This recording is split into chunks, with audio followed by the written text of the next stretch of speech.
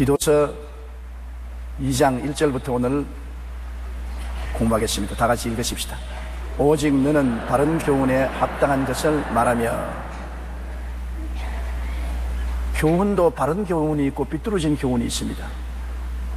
도둑놈이 하는 교훈은 삐뚤어진 교훈입니다. 거짓말쟁이가 하는 교훈은 거짓 교훈입니다. 이단이 하는 교훈은 사람을 망하게 하는 것입니다. 바른 교훈은 어디에서 받을 수 있는 것입니까?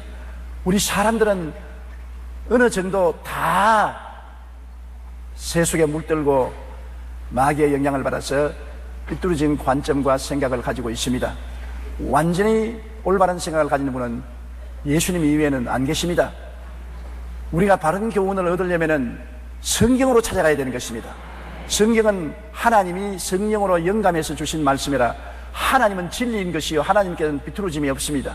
하나님은 빛이시라 그 안에는 어두움이 없나니라고 했습니다. 사람들은 다 그들 속에 어두움이 어느 정도 다 있는 것입니다.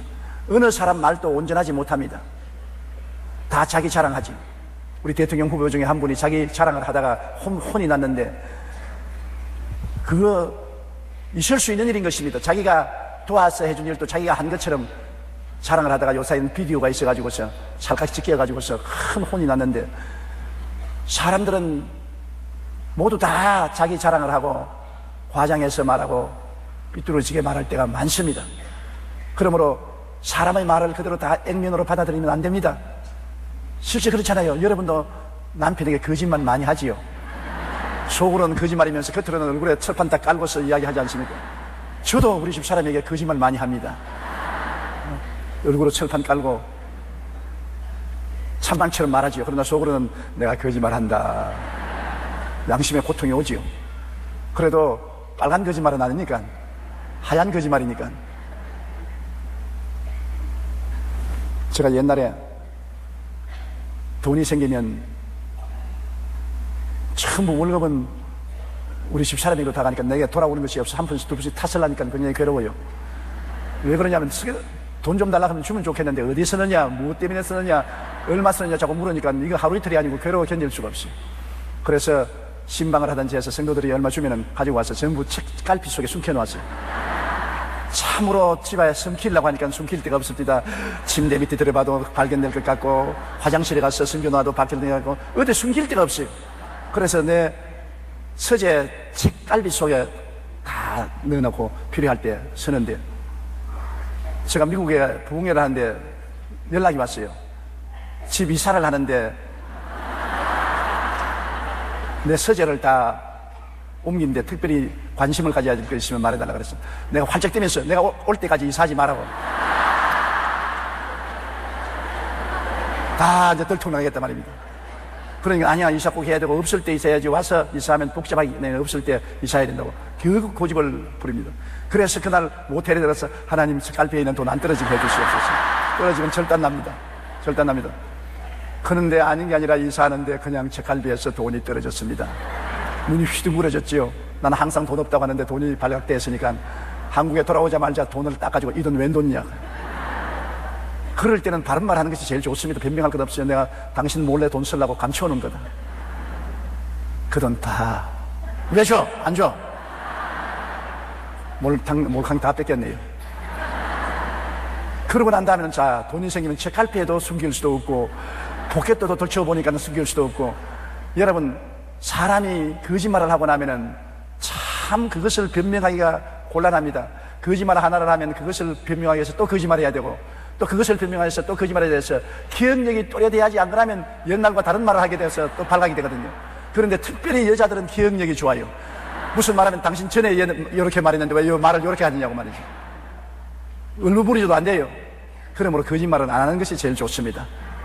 무엇 하더라도 참말을 하고 사는 것이 좋은데, 그래도 인생을 사는데 기름을 치고 유하게 하기 위해서 조금씩은 거짓말을 하는 것입니다. 그래서 거짓말을 좀 하더라도 알고서 눈 감아줘야 돼. 나는 우리 집사람이 저게 거짓말 할 때 알아요. 이제 오래 같이 살았기 때문에 거짓말하면 눈끝이 발발 떨리거든. 아, 거짓말 하는구나. 알아도 모른 척하고, 아, 그래? 그렇군. 그럼 속으로는 거짓말 하지 말아라. 내가 다 안다. 그래도 알고 속아 넘어가주면 편안하죠. 그걸 자꾸 따지면 뭘 하는 것입니까? 큰 손상을 입히려는 것이 아니고 모든 것을 잘하려고 하는 것이기 때문에 그냥 넘어가죠. 그렇기 때문에 인간을 100% 믿을 수가 없어요. 남편이라고 해서 100% 못 믿고, 아내라고 해서 100% 못 믿고, 자녀라고 부모로 100% 어떻게 믿습니까? 100% 진리를 말하는 사람이 없지 않아요. 우리가 참말을 말해야 되고 정직하고 성실하게 살아야 되는 것은 당연한 이치인 것입니다. 그러나 거기에 미치려고 노력을 하지만은 못 미치는 것이 인간이기 때문에 서로 용서하고 끌어주고 밀어주면서 살아야 되는데, 바른 교훈은 그러므로 성경을 통해서만이 얻을 수가 있는 것입니다. 성경은 거짓말이 없습니다. 진실이 구부러진 일이 없습니다. 하나님 말씀은 살았고 운동경에서 좌우의 날선 검보다 예리하여 혼과 영과 및 골수를 짜게 합니다. 말씀 앞에는 우리 모두가 다 뻘거벗은 사람처럼 되는 것입니다. 그러므로 이 디도에게 바울이 말한 것은, 바른 교훈에 합당한 것을 말하는 것은 하나님 말씀을 열심히 읽고 묵상하고 깨달아 알아서 말씀에 서서 교훈을 하라는 것입니다. 하나님 말씀에 이렇게 말하더라. 틀림없는 것입니다. 저도 50년 목회하면서 70이 넘도록 살아와 보니까 과거 경험을 통해서 보니 인간의 생각으로는 어림도 없다는 하나님 말씀이 실제로는 생활해 보니까 그 말씀대로 살면 반드시 축복을 받고 바른 길로 가게 된다는 것을 깨달아 알았었습니다. 말씀은 거짓이 없어요. 말씀 그 자체가 진리이기 때문인 것입니다. 이러므로 여러분께서 모든 일을 말씀에 비추어서 인생을 결정해야 되는 것입니다. 내가 말씀에 기록된 대로 인생을 결정하고 살면 후회하지 않습니다. 그러나 말씀을 뛰어넘어서 인간적인 시시비비를 가리면서 살면 나중에 어려운 고통을 당하게 되는 것입니다. 오직 너는 바른 교훈에 합당한 말을 할 것을 말하며 2절요. 늙은 남자로는 절제하며 경건하며 신중하며 믿음과 사랑과 인내함에 온전하게 하고. 교회는 젊은 남자만 있는 것이 아니라 늙은 남자도 있지 않습니까? 내가 하와이에서 집회할 때 하와이에 제 3세 한국말을 하는데 나고 와서, 야, 이 늙은 놈아, 그러다가 날 보여. 아주 착한 말을 하는 사람인데, 그러니까 자기 할아버지가 이놈 저놈 하는 그 말을 듣고 이분 저물인 줄 알고 늙은 놈이 젊은 놈 데리고서 골프를 치고 왔다고. 제가 그날 골프를 치고 왔거든요. 젊은 사람들하고 골프를 치고 나보고 왔어. 아, 오늘 늙은 놈이 젊은 놈하고 골프 치고 왔네. 아니, 굉장히 충격을 받았습니다. 그런데 그 사람이 나쁜 사람이 아니에요. 말을 잘못 배워가지고서. 그래서 나중에 누구에게 한국말을 배우니까 할아버지끼리 하는 말을 들었다고. 그래서 배웠더니까 할아버지 동료들 보고, 야, 이놈아 저놈아 하는 그 말을 듣고, 아, 놈은 사람 보고 놈이라는 거구나. 그래서 이놈 저놈 하는 것입니다. 우리 말을 잘 배워야 되죠. 그러나 이 성경에는 늙은 남자를 했는데, 교회는 늙은 남자도 있고 중년도 있고 젊은 남자도 있고 청소년도 있고 어린아이도 있고 다 층의 사람들이 교회에 다 오는 것입니다. 그러나 제일 교회에서 연장자가 늙은 사람 아닙니까? 늙은 사람도 옛날하고 달라요. 옛날에 우리 어릴 때는 우리 동리에 40살만 되면 수염 기르고 담뱃대 큰 거 물고 뒷팔 끼고 우리가 그 앞에서 설설 기었죠. 이제 보니까 40살쯤밖에 안 됐어요. 그런데 손주 더 없고 길거리에 나오고 그랬는데, 요 사이 40살이 그러다가 귀퉁소리 얻어맞습니다. 새파란 젊은이라고 합니다. 요 사이 누가 늙은이냐? 70은 늙은이 아닙니다. 옛날에 내가 50대 70대를 보고 늙은인 줄 알았는데 아니에요. 80이 돼야 늙은이가 되는 것입니다. 80이 돼야 초년으로 초로가 되고, 90이 되면 중늙은이가 되고, 100살이 돼야 늙은이가 되는 거예요. 그러므로 70은 아직까지도 젊어요. 오늘날 70은 늙은이라고 할 수 없죠. 우리 교회, 우리 연로 장로나 원로 장로는 보더라도 사실은 교회 법이 그래서 70에 은퇴하지만은 팔팔 젊었어요. 놀랄만한. 오늘날은 옛날보다 영양이 풍부하고 의학이 발달되어서 치료를 받고 생활 주거 환경이 깨끗하고 정결하고 그렇기 때문에 옛날처럼 그렇게 병들어서 빨리 죽지 않고 오래오래 살아요. 건강만 조심하면 더 오래 살 수 있는 것입니다. 성경에는 노아 홍수 이후로는 너희 수명이 120살이 될 것처럼 했는데 아직 120살 사는 사람은 없지만은 원래 인간은 죄 없이 올바르게 하나님 순종하고 살면 120까지 살도록 설계되어 있는 것입니다. 설계가 되어 있어도 미리 잘못 살아서 망가져가지고서 일찍이 죽는 것입니다. 이러므로 여러분도 하나님 앞에 필요 있는 사람이 되면 오래오래 살아도 좋습니다. 우리가 나이가 들수록 인생은 행복해진다고 말합니다. 제가 젊을 때는 노인들이 모여서 장기 떠고 앉았고 농담하고 앉았으면 불쌍한 인생 뭘 가서 바라고 사냐? 멍하니 앉아서 아무것도 바라는 것이 없이 이젠 살았으나 죽었다고 그렇게 생각했습니다. 젊을 때는 노인들 보고 할아버지 할머니 보면 기가 막혔어요. 그런데 내가 노인이 되어 보니까 젊을 때보다 더 편안해요. 왜? 노인이 되니까 젊을 때보다 더 욕심이 없어지는 것입니다. 세상 욕심이 없어지니까 욕심이 우리를 괴롭히지 않습니까? 그리고 세상 정욕이 없어지니까 괴로움이 없어지는 것입니다. 마음에 싸움이 없어지는 것입니다. 그리고 별로 먹고 싶은 생각도 없고 안 먹고 싶은 생각도 없고 그 탐욕이 있으면 사라지니까 마음에 첫째 평안한 것입니다. 노인이 되니까 평안하고, 그리고 인생 경험이 깊어지니까 모든 것을 긍정적으로 생각할 수 있는 것입니다. 옛날에는 자꾸 부정적으로 생각하고 원망하고 불평하고 탄식했는데 나이가 늙어보니까 인생이 다 그저 물을 가듯이 사는 거더라. 슬픔도 있으면 기쁨도 있고, 즐거움이 있으면 슬픔도 있고, 편안할 때 있으면 고날픔도 있고, 인생이 그렇더라. 인생을 긍정적으로 바라보게 되는 것입니다. 부정적으로 바라보지 않게 되는 것입니다. 이러므로 반드시 노인이 되었다고 여러분 슬퍼할 필요 없는 것입니다. 노인이 되면은 육체적인 생활은 점점 사라지지만 정신적인 생활, 영적인 생활이 더 깊어지는 것입니다. 그렇기 때문에 나이 먹는다고 탄식하지 말고 더 긍정적으로 인생을 살면 나이 많아도 편안하게 살 수 있죠. 선교사로 유명한 스탠리 존스 박사는 말년에 자기의 체험을 근거로 노년기에 있는 사람들에게 다음과 같은 것에 유의하여 나이가 들어도 계속 성장할 수 있다고 말했었습니다. 어떻게 하냐면, 첫째로 날마다 무엇인가 새 것을 배우려고 힘써라. 노인이 됐다고 아이고 나는 이제는 배우는 거 끝났다, 나는 더 공부할 필요 없다, 그렇게 하면 안 돼요. 노인이 되어도 젊은 때와 똑같이 열심히 배우고 연구해야 되는 것입니다. 80이 되어서도 열심히 연구하고 공부해야 되는 것입니다. 옛날에 일본에 가보니까 80대 노인이 한국어를 열심히 공부해가지고서 80이 넘어서 한국어 통역하는 거 보았었습니다. 여러분이 노인이 되었다고 해서 하고 싶은 일을 안 하면 안 돼요. 미국의 옛날 모세라는 할머니는 80에 처음으로 붓을 들어 그림을 그리기 시작한 것입니다. 손주들이 모여가지고서 붓과 물감을 사가지고 할머니 그림 그려보라고, 한평생 전업주부로 살아서 그림 그릴 줄 모르는데 그려보라고 해서 그림을 그리기 시작했는데 탁월한 재능을 발견하고 80에 그림을 그리기 시작해서 90에 그림 한 장에 수백만 원씩 팔리고, 오늘날 미국의 전시장에 그 할머니의 그림이 전시되어 있는 것입니다. 80에 그림을 그리기 시작해서 90이 넘어서 저명한 화가가 된 것입니다. 이와 같이 여러분 늙었다고 해서 몸이 늙었지 마음이 늙은 것도 아니고 정신이 늙은 것도 아닌 것인데 자꾸 마음을 쓰면은 마음이 젊어져요. 그러므로 무엇인지 열심히 하세요. 늙었다고 주저앉아 있어서 포기하면 안 되는 것입니다. 새 것을 자꾸 배워요. 그리고 둘째는 누군가의 친절을 베풀어야 되는 것입니다. 늙었다고 해서 자꾸 대접받으려고 하면 더 늙어지는 것입니다. 내가 대접받으려고 하지 말고 남을 대접하고 친절을 베풀어서 마음도 몸도 늙었다는 생각을 하지 말아야 되는 것입니다. 늙은이 취급을 받으면 점점 더 늙어져요. 내가 왜 늙었어? 내가 왜 대접을 받아? 물 떠올 건 내가 떠먹고, 내 옷 입을 건 내가 옷 입고, 신발은 내가 간추어 신고, 아직 전부 남보고 와서 도와달라, 신신 껴라, 옷 벗겨라, 옷 입혀라, 양말 신겨라, 양말 벗겨라. 그럼 빨리 캑하고 죽어버리고 마는 것입니다. 젊었다고 생각하고 남을 도와주고 스스로 활기 있게 살아야 인생이 젊어지는 것입니다. 셋째로 소극적이 되지 말라. 늙었으니까 자꾸 뒷자리에 앉는데 소극적으로 하지 말고 적극적으로 해요. 기도도 적극적으로 하고 성경도 적극적으로 가르치고 지역장, 구역장을 맡았으면 늙어서도 열심히 일을 하고 신방도 하고, 그리고 말씀도 전가하고 가르치고 귀신도 쫓아내고 병든 자 위해서 안수기도도 해주고 적극적으로 인생을 살아요. 죽을 때까지 열심으로 인생을 살아요. 열심을 버리면 안 되는 것입니다. 죽는 그날까지 열심히 사는 것입니다. 인생이란 나이로 가지고서 따져서는 안 됩니다. 이제는 젊었으나 늙었으나 인생을 사는데 좀 더 육체적인 힘이 있느냐 없느냐 그 차이가 있지 정신은 같은 것입니다. 그렇기 때문에 열심으로 인생을 살아야 되는 것입니다. 그리고 넷째로는 날마다 감사할 조건을 찾으십시오. 이게 우리 노인들이 조심해야 될 것은 늙으면 불평을 많이 합니다. 원망을 많이 하는 것입니다. 가족들에게 대한 불평도 있고 자녀들에 대한 불평도 있고 이웃에 대한 불평과 원망이 있는 것입니다. 그러지 말고 노인이 될수록 잔소리하지 말고 자꾸 감사를 해야 돼요.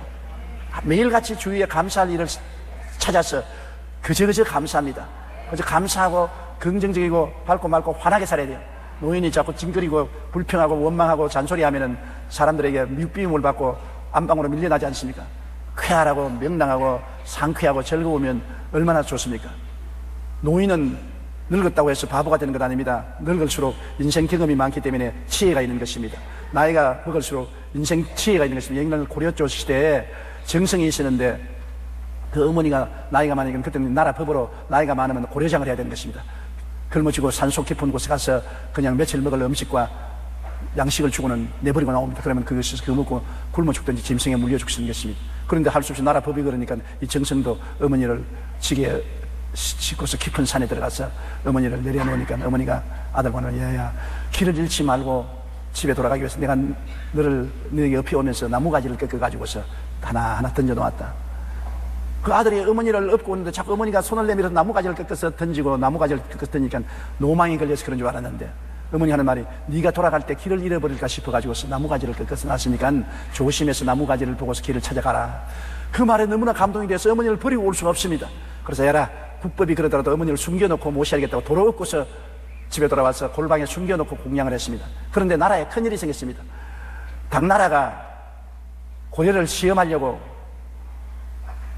말 2피를 보내가지고서 어느 것이 음이고 어느 것이 새끼인지 관련되지 않으면 가만 안 있겠다고 그랬습니다. 상함 걸라고 조건을 잡죠. 근데 말 2마리가 왔는데 다 건전한 암말입니다. 어느 것이 음이고 어느 것이 새끼인지 알 수가 없어요. 그래서 조정에서 대신들이 모여서 아무리 구수회담을 해도 알 수가 없어요. 그래서 정성이 집에 와서 고민을 하니까 그 노모가 하는 말이 무엇 때문에 고민하느냐, 정사에 무슨 괴로움이 있느냐.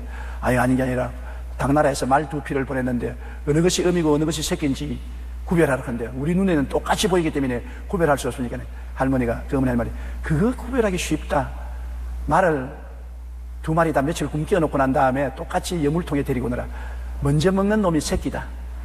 나중 먹는 것이 애미다. 어떻게 그렇게 합니까? 너는 부모가 되어서 그것도 모르냐? 아무리 굶어도 부모는 음식이 생기면 새끼부터 먼저 먹이고 남는 거 먹는단다. 사람이나 짐승이나 부모와 자식은 같단다. 한번 그래보라. 그래서 조정에 들어가서 며칠 동안 말을 굶기고 난 다음에 여물통에 여물을 잔뜩 넣어서 2마리를 데리고 오니까 한쪽 말은 막 옆에 살펴보지도 않고 그냥 칵칵칵 먹는데 다른 말은 옆을 쳐다보면서 떨어진 거 주워 먹고 떨어진 거 주워 먹거든. 그러니까 팍팍 먹는 것이 새끼고 눈치 봐가면서 먹는 것이 애미다. 당나라 사신이 가슴을 치고 놀라면서 고려에는 어떻게 이렇게 지혜로운 사람이 있느냐고. 그 임금님도 감탄을 하면서 이 정승 보고 어디에서 그런 지혜를 하니까 사실은 고려장 하라고 국법에 있는 우리 어머니를 산에 버리려 갔다가 돌아오고 와서 골방에 숨겨놓았었습니다.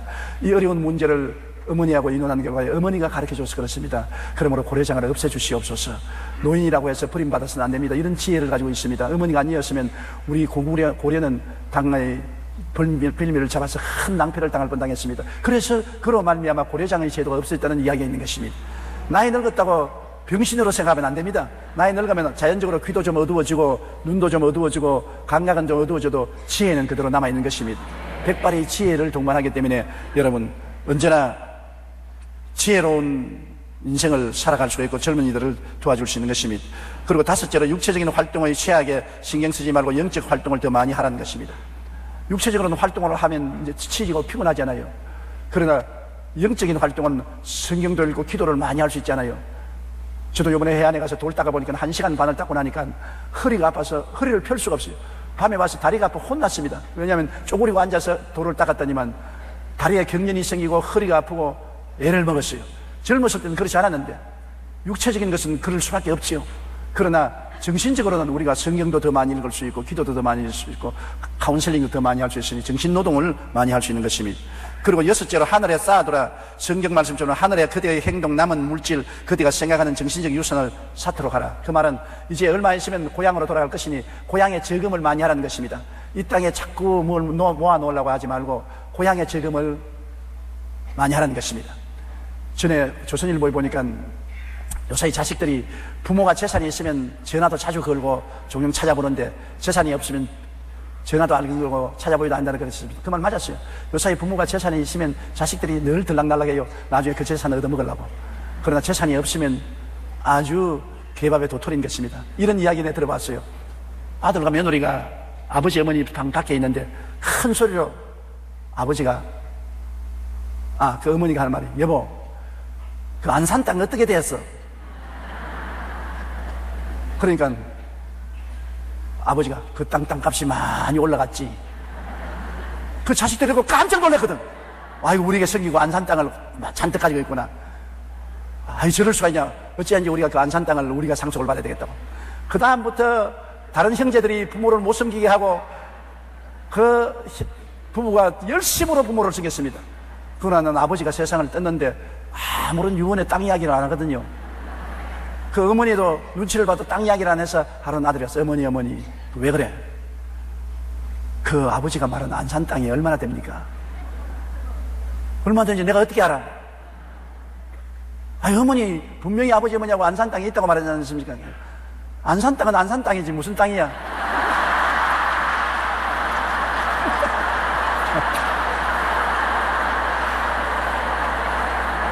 깜짝없이 속아버리고 말한 것입니다.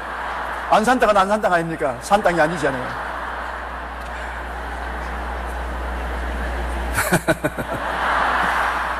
이 세상에 있는 땅은 있어봤자 소용이 없어요.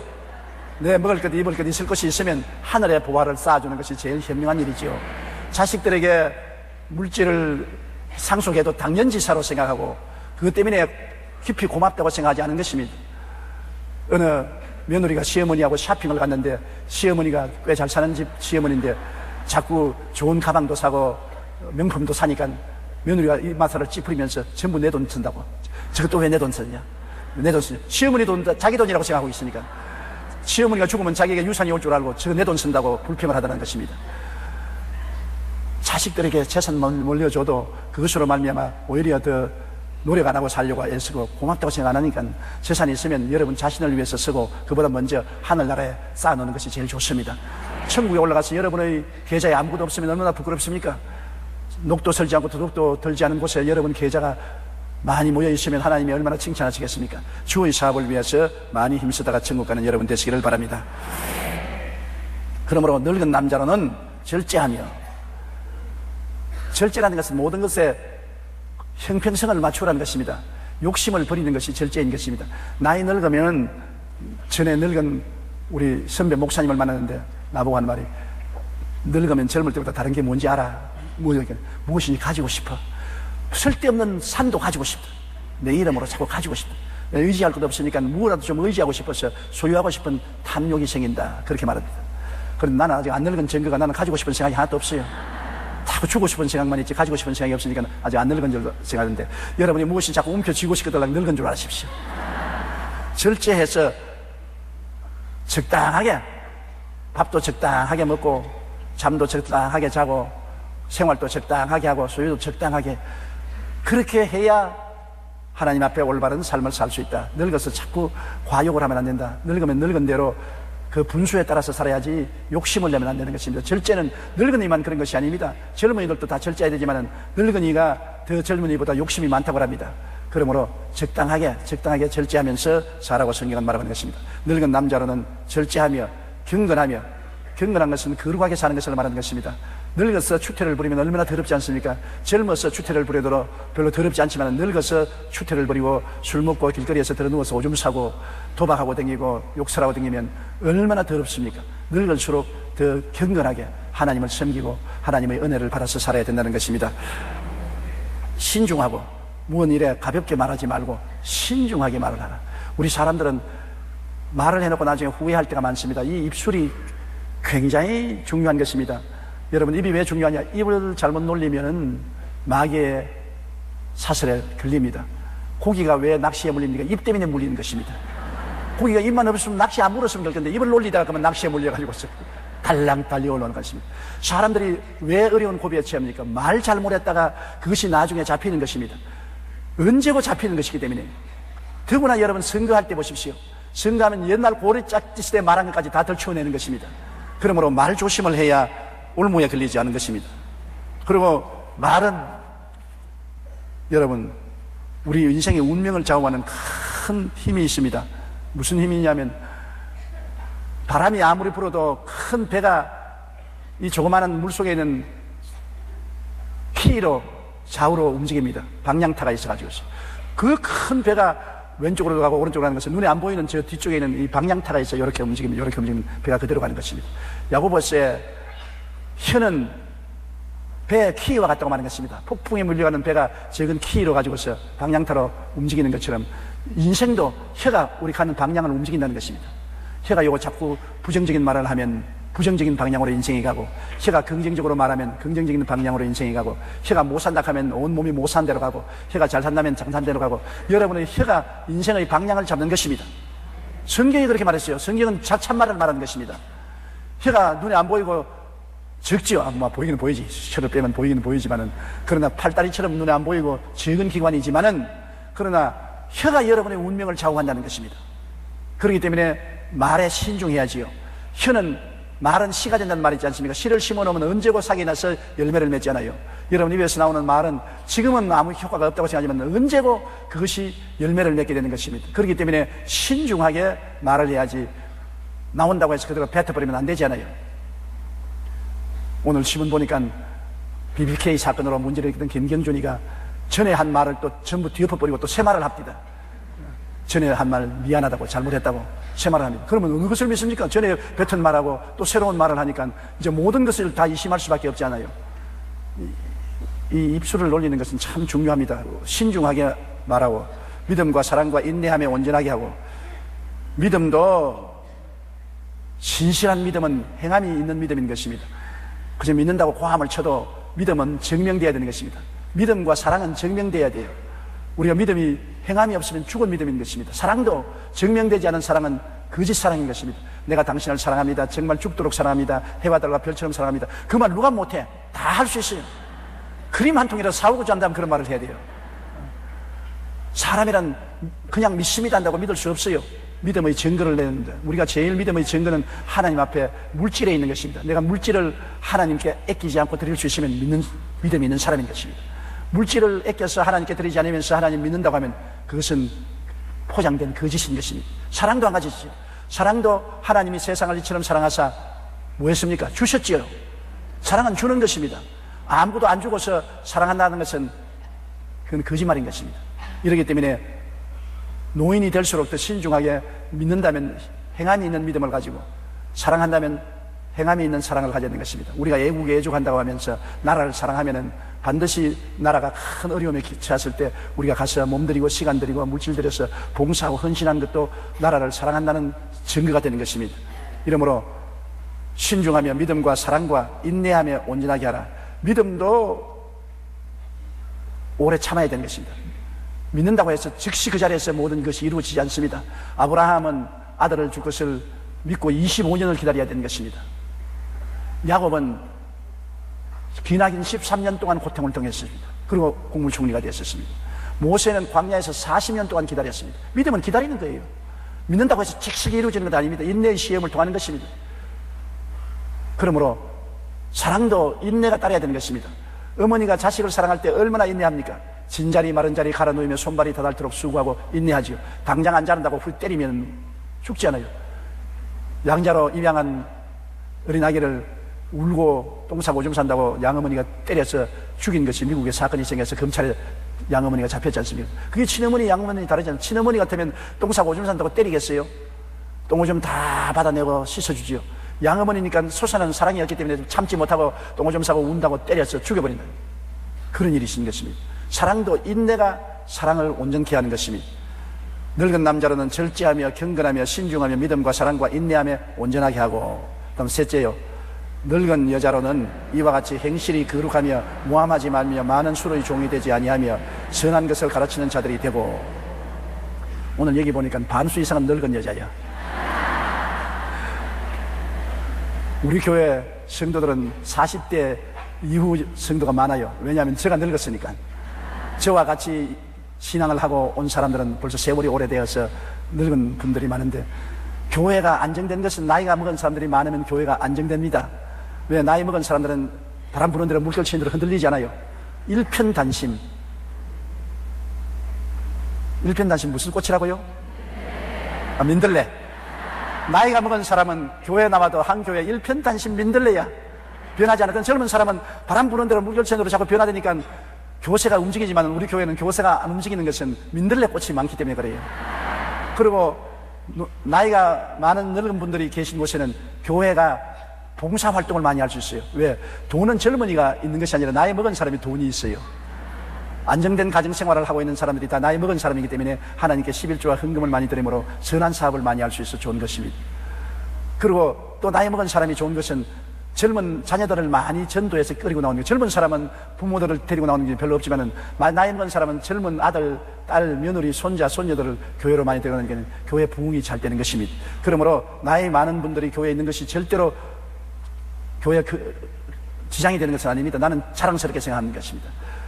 우리가 나이가 먹어서 천당은 가지만은, 그러나 후손들을 다 우리가 다니는 교회로 이끌고 와서 채워놓고 가기 때문에 절대로 빈자리를 남겨놓지 않은 것입니다. 여러분이 꼭 세상 뜰 때는 자녀들 갖다 놓고 마지막 유언을 하세요. 내 죽고 난 다음 내 자리는 너희가 채워라. 다른 데 하지 말고 여의도 순복음교회 가라. 자기 자리는 채워놓아야 될 것 아닙니까? 그렇게 하는 것이 좋다고 저는 생각을 합니다. 늙은 여자로는 이와 같이, 늙은 남자와 같이 행실이 거룩하며, 늙은 여자가 될수록 행실이 거룩하면 젊은이에게 존경을 받지요. 행실이 방종하면 존경을 받지 못하죠. 늙어서 그냥 자꾸 술타령이나 하고 싸움이나 걸고 방종을 하면은 아주 손가락질 받지 않습니까? 늙을수록 허물이 많아요. 젊은 사람은 쉽게 허물을 용서해 주지만 나이 먹은 사람이 저렇게 한다고 손가락질 하거든요. 그러므로 나이 먹을수록 우리는 행실이 거룩해야 되고 모함하지 말아야 되며, 나이 많은 사람들이 모이면 남의 이야기하기 좋아하잖아요. 남의 이야기할 거리가 없으니까 모함을 해야 이야기가 되는 것입니다. 이야기를 만들어내야죠. 사람이 끝없이 이야기가 있을 수 없지요. 이야기를 만들어내야죠. 남의 집 아들 이야기, 남의 집 며느리 이야기, 더구나 며느리 이야기 많이 하지요. 늙은 아주머니들이 모이면은 서로 자기 아들 흉은 별로 안 보고 며느리 흉을 많이 봅니다. 아이고, 교육받은 것들 요새 갖다 놓으니까 아침에 늦잠 자고 아침 식사도 안 해주고.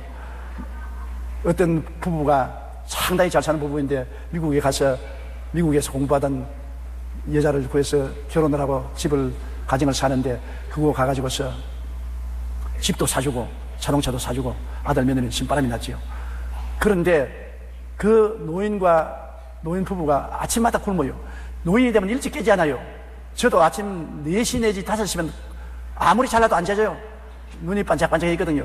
그러면 노인들이 예수를 안 믿으면, 예수 믿는 사람은 기도하고 성경 읽는데 예수 안 믿으면 뭘 먹고 싶어요. 아침 일찍부터 군것질을 하고 싶은데.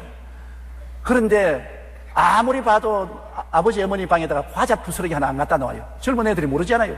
노인 모시면 꼭 먹을 것, 마실 걸 갖다 놔야 돼요. 여기 젊은이 있으면 내 말 꼭 들어놓았어요.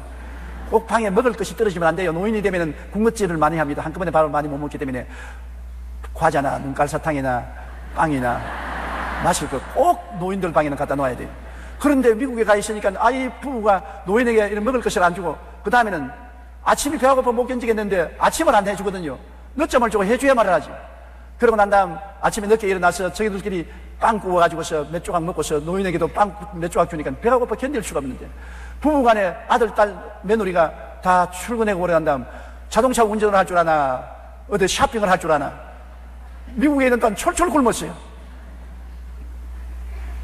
그런데 하루는 아들 데리고서 어디 쇼핑에 좀 데려달라고 그래서 오후에 가서 먹을 것을 잔뜩 가져왔어요. 가져와서 손주가 있기에 손주를 불러다가 야, 이거 좀 먹으라고. 그 할아버지 할머니가 먹으면서 손주에게 먹였다. 손주가 맛있다고 먹고서 밑에 어머니에게 자랑했더니 엄마가 손주가 갖다 놓고 막 때렸다. 그렇지 않더라도 몸무게 나갈까 내가 걱정하는데, 수아 뭐라 합니까? 비만증에 걸리면 어떻게 하냐고 때리니까 애가 막 울고 야단이고 다시는 안 먹을게 고함을 칩니다. 그러니까 시어머니가 가만 보니까 자기 때린 것 같거든. 손주에게 시어머니가 먹으라고 했는데 그걸 갖다가 그냥 공개적으로 때리가 울고 불게 하고, 나중에 손주가 뛰어 달아나서 할머니여서 할머니 나 과자 이제 안 먹어. 엄마가 때렸어. 엄마가 저 할머니가 괘씸하게 되겠습니다. 조금만 더 때렸으면 뛰어내려가서 한번 호통을 치려고 했는데, 그래서 미국에서 돌아올 때 위층에 있는 자기 방을 열쇠를 달라고 했어요. 열쇠를 채워버렸어요. 왜? 내가 사준 집인데 너희가 오니까 아침밥을 해줬나 군것질을 하고 해줬나, 이 방은 쓰지 마라.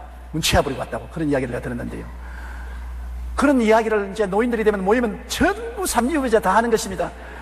며느리를 갖다 놓으니까 내 며느리가 이렇게 하더라고. 그러면 또 다른 노인이 또 앉아가 우리 며느리도 또 그렇다고. 또 그 며느리 이야기하고 하루 종일 며느리 욕하기에 정신이 없습니다.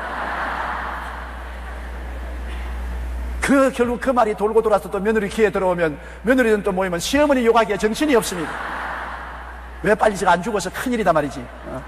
올해도 산다고. 그러니 좋지 않지요. 이렇기 때문에 우리가 모함하지 말아야 되는 것입니다. 그저 잘못한 것도 그 자리에서 속으로 사귀어버리고 남에게 흉보지 말아야 되는 것입니다. 할 말 없으면 가만히 입 닫고 있는 게 좋습니다. 정말 말하고 싶어요. 저도 그래요. 나무 말 하고 싶어서 여기까지 말이 자꾸 올라와요. 제가 젊었을 때 우리 신학교가 불광동에 있을 때였습니다. 그런데 겨울 추운 겨울이 그때는 가난할 때니까 학교에 가더라도 난로를 피워놨는데 그 난로에 전부 교수들이 아침 일찍 와서 손을 쬐는데 저도 그때 학교에서 가르쳤습니다. 서대문에서 목회할 때. 앉자마자 내가 말했으면 야, 너 소문 들었냐? 그 목사 이래 했단다고 내가 모함하는 말을 했습니다. 그러니까 그 이 선생이라는 사람이 영어 선생인데 일어나서 그냥 나가더라고요. 근데 괘씸하더라고. 내가 이야기하는데 말이지 일어나서 나가게. 이 선생 왜 일어나서 나가냐니까 나는요 이야기를 들으면 전하고 싶어 못 견뎌요. 안 듣는 것이 내가 좋아요. 내가 지금 조 선생님 말을 들으면 반드시 이 선생에게 내가 전화해가지고서 오늘 조 선생이 우리 교수회에 모여서 이런 이야기 하더라고. 내가 말을 전하게 되면 나만 나빠지지 않아요. 그러니까 안 들을래요. 그래서 나한테 내가 충격을 받았습니다. 야, 내가 이게 말꾼이구나. 이 말씀꾼이구나 하는 느꼈습니다. 그 사람 그 행동이 지금까지도 내 마음속에 박혀 있어요. 정말 올바른 사람이다. 차라리 못 참을 바에는 안 듣는 것이 좋다. 목사 세 사람이 매 월요일마다 모여서 기도회를 하는데 쓸데없는 이야기 많이 하지요. 한 목사님이 우리 오늘 회개를 하자. 우리 회개하고 더 신령한 사람이 되니까 한 사람이 한 말이 나는 사실 정말로 술을 몰래 집에서 목회하면서 마신다. 그러므로 이게 회개해야 된다. 잘못했다고. 그 다음 목사 한 말이 나는 문제가 헌금을 조금씩 또 훔친다. 교회 헌금, 교회 월급이 작으니까 헌금을 조금씩 훔치는데 그 양심에 갇히게 된다. 그러니까 셋째 목사는 나는 나무 말 고자질을 자꾸 하는 죄가 있는데 안녕히 계십시오. 나 가야 가서 고자질 해야 되겠다고. 안녕히 계십시오. 그런데 나가 이 사람이 그 교회 찾아가서 교인들에게 너희 목사 술 마시고 너희 목사 헌금 도둑질 한다고 풍산을 해서 그 목사들이 회개운동으로 모였다가 다 쫓겨났단 말 들었습니다. 이 말 고자질이란 무서워요. 자기는 고자질하고 싶어서 하지만 다른 사람은 파멸을 당할 수 있는 것입니다. 그렇기 때문에 나무 말 하기를 다 좋아하는 사람에게 쓸데없는 말 했다가 나중에 큰 고통을 당할 때가 많은 것입니다. 모함하지 말아야 되는 것입니다. 그리고 많은 술의 종이 되지 않으면 우리 요사이 한국에 나이 많으신 노인들이 술을 많이 먹지 않아요. 이게 왜 술을 말하냐면 바울이 말하던 그레데 섬이나 그렇지 않으면 그 구라파에는 물이 나빠요. 물이 아주 나빠가지고서 포도주나 비르를 마셔요. 독일에 가면은 다 비르를 물같이 마시고 불란스와 크타, 벨기에나 그런 데를 가면 전부 포도주를 마시지 않습니까? 내가 한번 재미있는 일은 불란스의 이름도 잊어버렸네. 그곳에 가서 대집회를 열었는데 굉장히 집회가 잘 됐어요.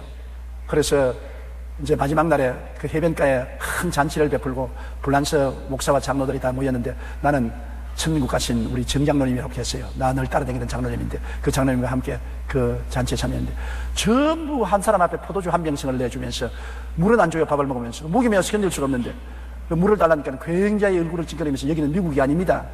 불란스에 오면 불란스처럼 살아야 되고 미국 가면 미국서 살아야지 여기 와서 물 달라고 하지 마시오. 그러더라고요. 그 다른 불란스 목사들이 다 있는데 나 혼자 잘난 척도 할 수 없고 그래서 겨우 부탁을 해가지고서 물을 조금 얻어서 물을 홀짝 마시는데 자꾸 사람들이 조 목사 그 병 피우라고 그래요. 병 피우라고. 근데 불란스에는 어릴 때부터 포도주를 마시기 때문에 포도주 한 병 마시도 까딱없는데 나는 그 손댔다가는 큰일 나겠어요. 왜냐하면 내가 독일에서 저녁 먹을 때 비로 한 잔 마시고 난 다음에 방 찾아갔는데 기어서 방 찾아갔다고요. 정신이 아득해가지고서. 원래 나는 술을 좋아하지 않습니다. 할 수 없이 독일에 가서는 독일 사람처럼 하기 위해서 맥주를 조금 먹으면 기어서 가요. 그렇기 때문에 내가 걱정을 하니까 내 같이 가는 우리 정장로님은 알코올 중독자로서 회개하고 예수 믿게 된 것입니다. 옛날에 완전히 술주정뱅이가 회개하고 예수 믿게 되고 그 다음 나에게 충성을 다했는데 나에게 자꾸 이렇게 해요. 눈을 찡하면서 목사님 술 처리하는 것은 내가 전문가 아닙니까? 목사님 체면 내가 처리해 줄 테니까 하나님이 오늘만은 주님을 위해서 내가 포도주를 마시게 할 테니까 내게 주십시오. 내게 주십시오.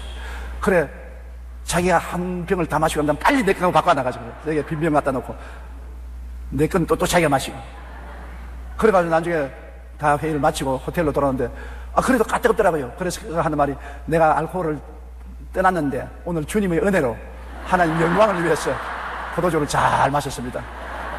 그런 일이 있었어요. 그게 왜냐하면 그 나라에는 물을 안 주기 때문에. 그런데 여자들이 남자들보다 알코올에 약한 것 같아요. 그러므로 물을 안 주기 때문에 포도주나 그런 비율을 마시니까 어찌할 수 없이 입 막히지 않아요. 이래서 나이가 늙어서도 앉으면 서로 포도주나 비료를 많이 마시기 때문에 자연히 술을 마시면 취하게 되고, 취하게 되면은 정상적인 어느 행동을 하지 못하므로 여기에서 더구나 여성들 술을 많이 마시지 말라고 말한 것입니다.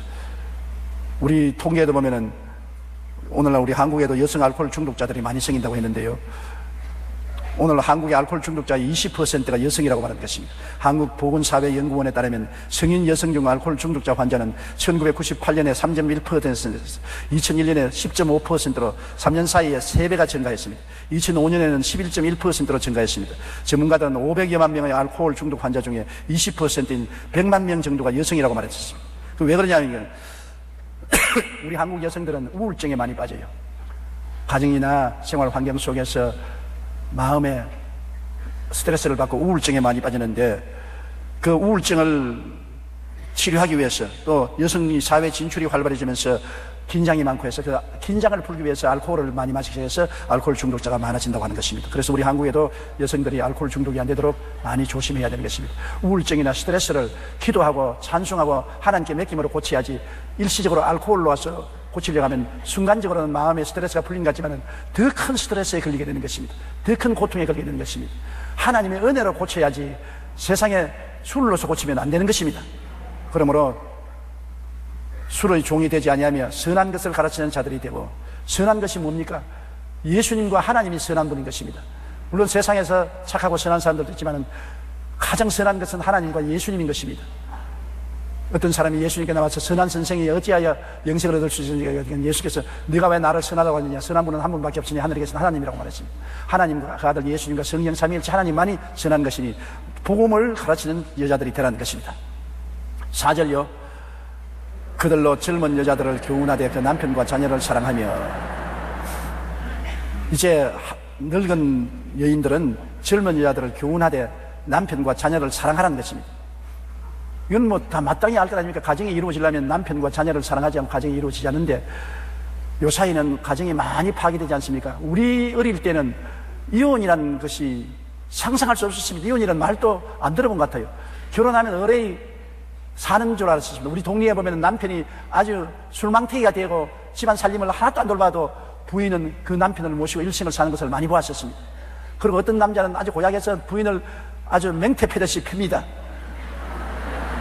그래도 그렇게 얻어맞고도 이혼 안 하고 살았어요. 왜냐하면 그때 사회에서는 더 유교적인 사상이 강하고 봉건주의 사상이 강하기 때문에 이혼이라는 것은 없고, 아예 시집을 가면 그 집에 귀신돼야 그렇게 되기 때문에 이혼이라는 말 못 듣는데, 이제 여권이 신장되고 여자가 교육을 많이 받기 때문에 권리 주장을 많이 하므로 그런 고통받고 살려고 하는 사람은 누가 있습니까? 요 사이는 여권들이 굉장히 세서 잘못하다가 남편 큰일 나요. 내가 오늘 우리 동리에 투표하러 가니까 참관인이 전부 여자들이다. 남자들은 투표소 앞에 한 사람 딱 앉아있고, 표 받는 사람도 전부 여자고, 그 검사하는 분도 전부 여자야. 그래서 내가 여성천하다. 점점 여성들이 교육을 많이 받고, 더구나 여성들이 남성들보다 적극적이지 않습니까? 옛날에 봉건주의 사회에도 실제로 억압되어서도 보통 점잖은 집안에는 여자들이 살림을 다 하지 않아요. 남자는 나이 먹으면 안방에 못 입고 아래채에 내려가서 그 기스만 했지, 안방에서 호령을 다 하는 것입니다. 종들 다 불러가지고 다 부리고, 혹시 아랫방에 있는 영감이 안방에 아내 만나려면은 미리 연락을 하고 허락을 받아야 안방에 들어갈 수 있습니다. 옛날에도 여자가 권세가 있어요. 아담과 하와의 인생의 진로를 누가 결정했습니까? 하와가 결정했지 않습니까? 나도 지금까지 살면서 우리 애들 장가가고 살림 옮기고 이사가고 하는 건 내가 결정한 거 하나도 없어요. 말해봤자 본전도 못 찾아요. 그냥 시킨 대로 따라가는 거지. 허수아비지, 허수아비. 정종 내가 그러면 우리 가정에서 내가 머리다, 내가 가장이 되겠는. 우리 총장은 말이야, 나는 당신 목이요. 머리에 달려봤자 내가 인정하는 것이니까. 그러니 뭐 목에 달린 머리 무슨 소용이 있습니까? 한 가정도 여성이 올바르게 쓰면 가정이 다 올바르게 쓰고, 사회와 국가도 여성이 올바르게 쓰면 사회와 국가가 올바르게 쓰는 것입니다. 남자들 앞에 와서 큰 소리 꽝꽝 해도 뒤에 운전수는 여자인 것입니다. 미국에는 영어로 백시트 드라이버라고 있습니다. 운전자가 핸들을 잡고 있으면서 운전을 치지 않는 뒤에 앉은 부인이 오른편으로 가세요, 왼편으로 갔지, 속도 줄여, 브레이크 밟아. 신호등 자세히 보라고. 그 앞에 운전만 떼고 자지, 뒤에서 운전하는 것은 다 부인이 운전하는 거죠. 백시트 드라이버는. 그런 영향력을 부인이 가지고 있어요. 어찌할 도리가 없는 것입니다. 그렇기 때문에 젊은 며느리들을 누가 교훈합니까? 시어머니가 요새 교훈해도 안 듣지만은, 그러나 교훈은 시어머니가 하는 것입니다. 시아버지가 며느리 교훈하는 분 거의 없어요. 시아버지가 며느리 사랑하다가 잘못하면 들키면 혼쭐이 나는 것이니까 방에 가서 안 얻어맞으려면은 며느리 사랑한다고 하지 말아야 돼요. 그런데 이 시어머니가 며느리를 교훈해도 요새는 며느리가 똑같은 여인으로서 안 들어주는데 교훈을 들어줄 세상이 아니지요. 그러나 여기 성경에 말하는 것처럼 젊은 여자들을 교훈하는 것은 경험이 많은 친정어머니나 시어머니가 교훈을 해야. 친정어머니가 교훈하는 것은 딸들이 잘 들어요. 실제 성경에도 남자가 그 부모를 떠나 여자와 연합하여 한 몸을 이룰지라 그렇게 말했었습니다. 성경 말씀대로 보면은 처가살이 하라는 것입니다. 남자가 그 부모를 떠나서 여자와 연합을 했습니다. 여자는 처갓집 아닙니까? 그래서 원래 성경에는 아들이 장가 들면은 집을 떠나서 처갓집에 들어가서 여자와 연합하여 한 몸이 되라고 해서 처가살이 하라고 말해 놓은 것입니다. 오늘날 실제로 보면은 처가살이 하는 사람들이 굉장히 많아요. 처갓집에 가서 자기 집 살 때까지 붙어서 얻어먹는 것입니다. 나는 어떤 한 집에 보니까는 맏딸도 신랑 데리고 그 집에 와 있고, 둘째 딸도 신랑 데리고 그 집에 와 있고, 식구가 그냥 딸네 집 식구로서 꽉 들어찼어요. 그래도 별 도리 없지 않습니까? 그런데 마음이 편안한 것이 처갓집에 가면 편안해요. 나도 옛날에 내 본가에서 있는 것보다도 우리 최자실 목사님 집에 가는 게 더 편안합니다. 더 허물이 없고요. 그러니까 처갓집에 가는 것이 편안하고 살기가 좋으니까 처갓집에 가는 것입니다. 이래서 친정어머니가 교훈을 많이 하지요. 미국에도 가장 큰 농담이 장모 농담만 하면은 온 청중들이 다 웃습니다. 왜냐하면 미국의 가정을 파괴하는 주 원인자가 장모입니다. 장모가 한번 와서 손손하고 가면 가정에 대판 싸움이 일어나는 것입니다. 장모가 그만큼 부인에게 영향력을 많이 끼치기 때문에 미국에 있는 남자들은 장모를 굉장히 싫어합니다. 어떤 경찰서에서 한 집에 전화가 왔어요. 여보시오, 당신 장모가 탄 차가 백색 색깔을 한 차입니까? 백색 색깔 맞죠? 그 차가 잘못 운전해서 벼랑에 떨어져서 바다로 떨어졌는데 어떻게 할까요? 적당히 처리하십시오. 그런데 바다에서 건져보니까 전복이 하나 그 몸에 붙어있는데 어떻게 할까요? 전복은 떼서 보내주십시오. 그렇게 할 정도로 미국 사람들은 장모를 싫어하는 것입니다. 우리 한국은 달라요. 사위 사랑은 장모라고, 장모가 사위 사랑을 해주지 않습니까? 미국에는 그렇지 않아요. 그만큼 어머니가 딸에 대한 영향력은 굉장히 강합니다. 그렇기 때문에 시집간 딸을 잘 교육시켜서 남편을 사랑하고 자식들을 사랑하도록 여러분 가르쳐야 되는 것입니다. 가서 자꾸 남편 흉보고 시집 흉보고 그렇게 하면은 가정을 못 살게 하는 것입니다. 시어머니들은 말해봤자 며느리가 속으로 삐죽삐죽하고 안 듣지만 친어머니는 잘 들으니까 친정어머니 된 여러분 딸을 잘 교훈해서 남편 사랑하고 자식 사랑하도록 그렇게 교훈해야 되는 것입니다. 이제는 옛날과 같이 사랑이라는 것이 그냥 상전과 종의 복종 관계가 이루어지는 것이 사랑이 아닙니다. 이제는 함께 동등한 인권을 가지고서 주고받고 하는 것이 사랑인 것입니다. 요사이 어느 남자가 자기 부인 보고 종처럼 부르려고 하다가 성공하는 사람이 있겠습니까? 잘못하다가 얻어맞지. 옛날에는 부인이 남편 못 때리지만 요새는 부인에게 얻어맞는 남자 많지 않아요. 얻어맞기만 합니까? 밥도 굶지. 제일 나이 먹어서 겁나는 것은 부인이 고음국 하나 끓여놓고 난 다음에 딱 노트를 냉장고에 붙이는 길을 나 우리 친구들하고 일주일 동안 여행하고 올 테니까 고음국 먹으라고 떠나버립니다. 마누라 없으면 자기가 어떻게 할 수 있습니까? 고음국 끓여야지. 이러므로 옛날식의 부부를 생각하지 말고 하나님 앞에서 서로 동등한 인권으로서 하나님의 피조물로서 역할이 다르다고만 생각해야 되는 것입니다. 남편은 남편으로서 역할이 있고 아내는 아내로서 역할이 서로 다를 뿐이지 둘이가 함께 손잡고 인생을 뛰는 것입니다. 초등학교 때 여러분 경기하는 중에 발 묶고 경비하는 게 있지 않습니까? 두 사람이 발을 묶고 똑같이 뛰어야지 한 사람이 빨리 뛴다고 1등하는 것도 아니고 늦게 뛰면 또 꼴찌하는 것도 아닌 것입니다. 둘이가 맞춰서 하나 둘 하나 둘 하나 둘 하고 뛰면 이기는데 한 동리에 부부가 있는데 해마다 초등학교에서 발 묶고 뛰게 하는데 부부간에 발을 묶고 뛰는데 그게 1등하고 싶은 생각이 나서 몇 달 전부터 집에서 발을 묶어놓고 화장실에도 같이 걸어가고 부엌에도 같이 가고 밥도 같이 먹고 잠도 같이 자고 발을 묶고 둘이 살았답니다. 그래서 운동 경기에 나가서 당연히 1등을 했다는 것입니다. 서로 보조를 맞추니까 인생은 서로 보조를 맞추고 살아야 돼요. 남편과 아내가 서로 이해하고 동정하고 사랑하고 인내하면서 보조를 맞추고 살아야지 내 마음대로 뛰겠으니 넌 따라가 노라 하면 당연히 마찰이 생기는 것입니다. 옛날과 달라요. 요사이는 여성들이 교육을 많이 받아서 굉장히 현명하고 똑똑해요. 그러므로 현명하고 똑똑한 것을 무시하고 짓밟으려고 하다는 큰 코 다치는 것입니다. 이러므로 젊은 여자들을 교훈하되 그 남편과 자녀를 사랑하게 하며, 그 다음 다섯째로요, 신중하며 순전하며 집안일을 하며 선하며 자기 남편에게 복종하게 하라. 이는 하나님의 말씀이 비방을 받지 않게 하려 함이라. 신중하며, 위에도 늙은 남자들도 신중하라고 했는데, 인생을 신중하게 사는 것은 가볍게 경박하게 살다가 넘어지고 쓰러지고 낭패하지 말라는 것입니다. 조심스럽게 인생을 살며 순전하다는 것은 한결같은 마음을 가지고 남편과 자식들을 사랑하고 이제 세상과 가정을 함께 섞어가지고서 정신 차리지 못하고 그냥 집안일 다 버려놓고 동창회 간다, 그렇지 않으면 개모임 간다, 놀러 간다고 집안일 버려놓고 다니면 안 되는 것입니다. 아주 집안에 가면 살림이 엉망인 사람 많아요. 가면 아침 먹고도 그릇 안 씻고, 저녁에 또 먹을 것인데 뭘 지금부터 씻어? 안 씻은 그릇들을 쌓아놓고 빨래하는 것이 구석구석에 빨래가 쌓여있고, 그냥 집안 청소도 잘 안 하고 하는 그런 여자들 요사이 굉장히 많아요. 소위 말하는 신식 교육을 받은 사람들 일하기 싫으니까 그냥 온 집안을 갖다가 아주 쓰레기 더미로 만들어 놓고 살아요. 남편도 또 익숙해져가지고 쓰레기 더미 같이 살아요. 우리는 도저히 그건 못 봅니다. 우리는 자다가도 신문지가 삐뚤어지면 일어나서 바로 나와야 잠이 오지, 삐뚤어진 걸 못 봐요.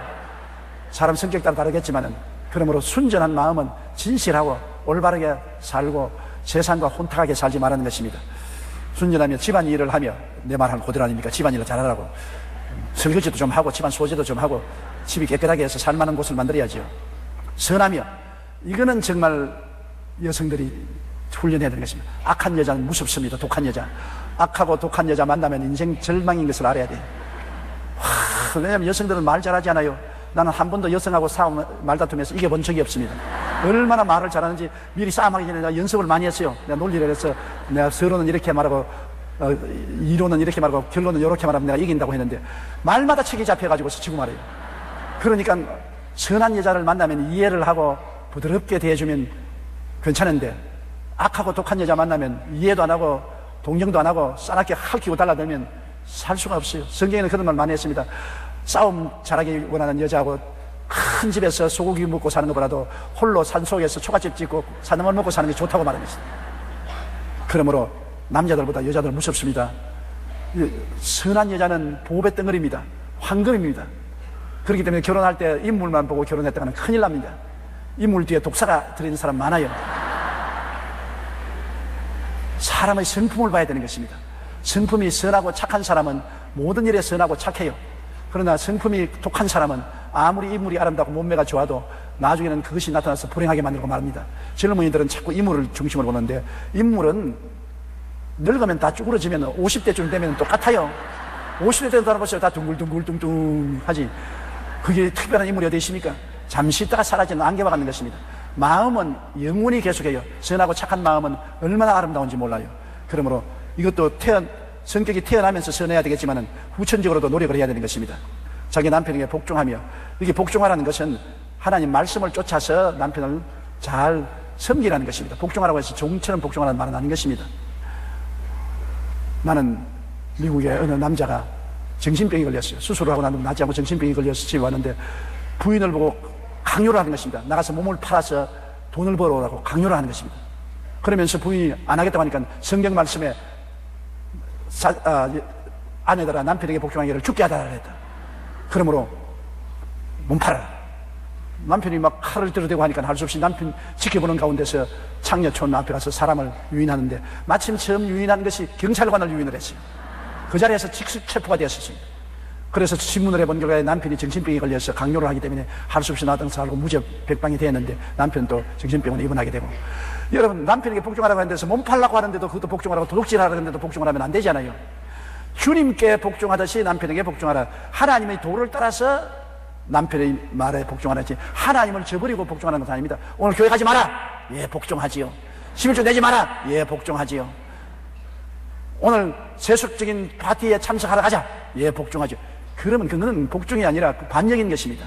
하나님의 뜻을 따라서 복종하는 것입니다. 남편들도 하나님의 뜻을 따라서 아내에게 순종하고, 아내들도 주의 법도를 따라서 남편에게 복종했지, 주님의 법도를 버리고 복종하는 말은 아닌 것입니다. 그러면 큰일 나죠. 그래서 하나님 안에서 사랑으로 서로 끌어주고 밀어주는 것입니다. 그러므로 여기서 복종이라고 해서 종으로서 복종하는 건 아닙니다. 주님 안에서 복종하는 것은 사랑으로 복종하는 것입니다. 남편도 사랑으로 아내를 감화 감동해서 따라오게 하고, 아내도 남편을 사랑함으로 밀어주는 것이, 사랑이 없는 복종은 종의 관계입니다. 노예의 관계입니다. 부부간의 노예가 아니지 않습니까? 사랑이 없는 복종은 복종이 아닙니다. 그래서 노예 관계인 것입니다. 가장 중요한 것이 예수를 믿고 하나님을 사랑하고 그 다음 아내와 남편을 사랑하는 것입니다. 그리고 서로 복종하는 것입니다. 사랑이 있어야 복종이 가치가 있는 것입니다.